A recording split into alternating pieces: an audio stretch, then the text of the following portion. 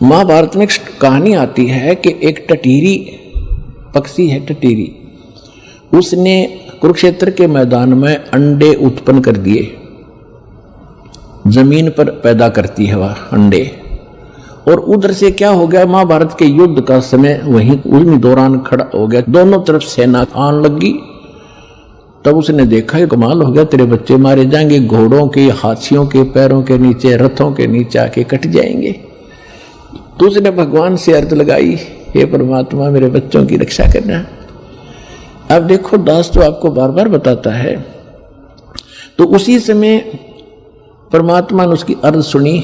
ऊपर से इंद्र के हाथी का एक घंटाड़ा टूटा, 88,000 मन का था। 88,000 मन, एक मन 40 किलो का होता है। 88,000 को गुणा करके देख लियो कितने क्विंटल बनेंगे 40 से।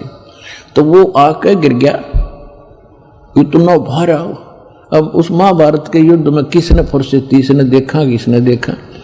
महाभारत हो गया, 18 करोड़ आदमी कट के मर गए, और वो अंडा के आंच भी ना लगी, वो 9 के 9 बच्चे बन गए। वो 9 के 9 अंडे सुरक्षित पाए। फिर बाद में देखा भाई यूं क्या है ना, उठा होता है। वो सब ने लाग लू को गेरा टेढ़ा, तो बच्चे पाए 9 के 9, और टटीरी वहां आकर बैठ गई। तो कहने का भाव ये पुणात्मा, टटीरी ना तो राम की पूजा करती थी, ना श्री कृष्ण न जाने थी, ना कोई विष्णु उस समय जानती थी, किसी को नहीं जानती थी। इसी तरह ना बिल्ली जानती थी किसने पुकारूं, आत्मा रोए थी। उस समय परमात्मा, आत्मा परमात्मा को याद करती है, चाहे पशु की है चाहे पक्षी की। और उनकी सुनाई कैसे होती है, अगर उनके पूर्व जन्म के कोई पुण्य उनके साथ थे तो वहां बचाव होता है। जैसे दास पहले श्री राम, श्री कृष्ण जी का, विष्णु जी का पुजारी था, हनुमान जी का पुजारी था, और घर में जो भी सुख हो रहे थे, सुख हम पहला सुख मानते थे, ब्याह हो गया, विवाह के बाद बेटा बेटी हो गए, क्या बात हुई, और सोचते थे मेरे भगवान ने दे दिया, श्री राम ने दे दिया, कृष्ण ने, जो सा भी सामना आ जाता उससे का शुक्रिया कर देते थे। ध्यान में आते ही हनुमान जी ने दया कर दी, बाबा श्याम जी ने दया कर दी।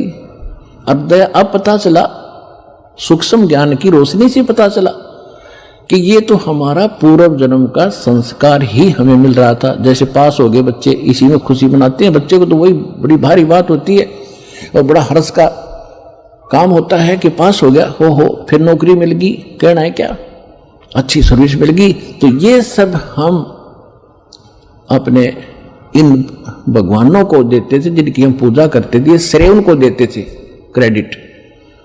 अब पता चला ये तो कुछ कर ही नहीं सकते थे, वो तो कबीर परमात्मा ही पिछले जन्म के संस्कारों से ही आपकी मदद करता आ रहा था, चाहे कोई पशु है चाहे कोई पक्षी। तो इस प्रकार हमने इस ज्ञान को समझना है। परमात्मा सत्संग के अंदर हर पहलू पर भी प्रकाश डाला जाता है, ताकि आप अच्छी तरह दृढ़ हो इस ज्ञान पर। ये एक ऐसा सामूहिक सत्संग स्थल है, ऐसा शिक्षा स्थल है जिसमें प्रथम कक्षा के बच्चे भी आते हैं। यही पढ़ाई जाती है, इसको इकट्ठा ही बैठा के। और इसमें दूसरी कक्षा के, यानी तो दूसरी बार हाजिरी लगवाने आए हैं, प्रथम कक्षा के दूसरे पहला नाम प्राप्त है, दूसरी के जिनको सतनाम प्राप्त है, और फाइनल वाले भी हैं जिनको सार नाम प्राप्त है। तो सबको ही ज्ञान दिया जाता है, और इस ज्ञान की रह रहकर सबको आवश्यकता होती है। सार नाम प्राप्त करके इंसान कोई खुदा नहीं बन जाता या मुक्त नहीं हो गया वो, यदि उसकी वो इस ज्ञान को आधार बनाकर अपना जीवन नहीं जीवेगा तो कभी भी फेल हो जाएगा, यहीं फिर काल का फंस जाएगा। इसी तरह कमाई तो उसकी 9 की 9 बच जाएगी, तो कमाई कर ली, लेकिन यहीं रहेगा तो फिर उसको इसी तरह कभी ब्रह्मा बनाएगा, कभी विष्णु, कभी शिव बनाएगा, फिर देवता बनाएगा, फिर बिल्ली बनाएगा। वो पूंजी तो इस समय की होगी आपके पास, और वहां आपको ठगा जाएगा। एक दूसरे को दुआ, बच्चों के लिए ही भिक्षा, भीख मांग मांग कर, दुआएं दे देकर।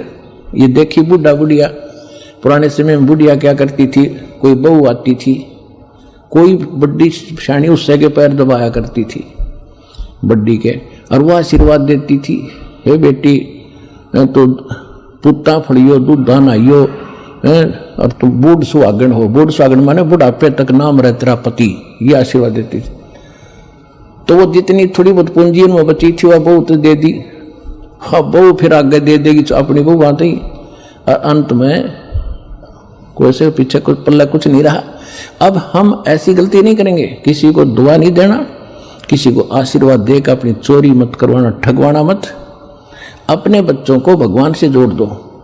अब बेटा आप भी कमाई करो, तुम भी मजदूरी करो भगवान की, या आप पे सुखी रखेंगे, सारा धन इनके पास भी हो जाएगा। ऐसी गलती नहीं करना जो आपको हर पहलू पर सतर्क किया जाता है। और हमने देखा पहले तो बुढ़िया अपनी बहू अपनी सासू के पैर दबा रही, एक फार्मोटी कराती 5-2-4 मिनट, और वह नरिये तो आशीर्वाद दे देती बिना गिनती के।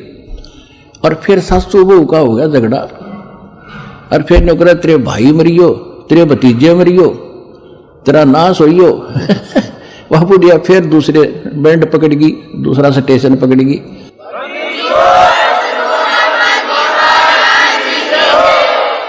तो नो प्लस माइनस करके कुछ तो दुआ में खोए, कुछ बद दुआ में खो दिया, बुढ़िया बुतरी बन गई, गदी बनकर घूमे, फिर अपना खाली होगी।